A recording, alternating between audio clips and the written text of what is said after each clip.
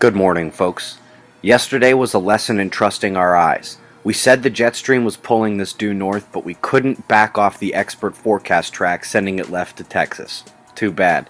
Currently, there are no forecast models that show a left change of course. We now know it is going north. It's not going to be a hurricane, but there's still danger. Please be safe.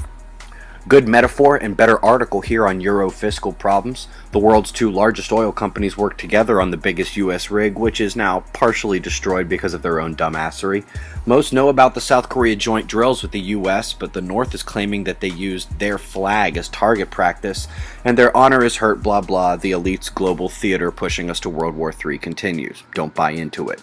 22 giant endangered turtles have washed ashore in North Queensland in the past few days. There was a landslide in Oslo, British Columbia, moderate quake in Montana, both Utah and Nevada have been shaking as well, and Texas saw yet another mid-3 tremor. You might have trouble seeing the 1400 anomaly with the brighter resonance lines here, which are actually a number of instantaneous vertically oriented visible variations that are strongest around the bright parts of the line, making the appearance of an enduring resonance. Get ready to squint again. The orange readings have a legend hitting 1000 over there on the left, which means it caught a reading up over 100.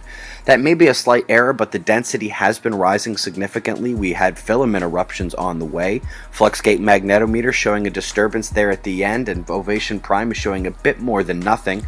With the electron flux plummeting, maybe it wasn't a complete error and the KP index might start to rise soon. Having a look at the sun, watch the left edge for a little filament eruption, tiny, not headed at us.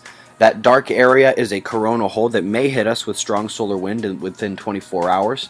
Below the dark coronal hole up north is a thin plasma filament in the Earth-facing position, and straddling the equator, the coronal hole cometh over there on the left, just as massive as predicted. Reminding you, beautiful planetary dance as the sun rises. Jupiter and Venus are more visible every day.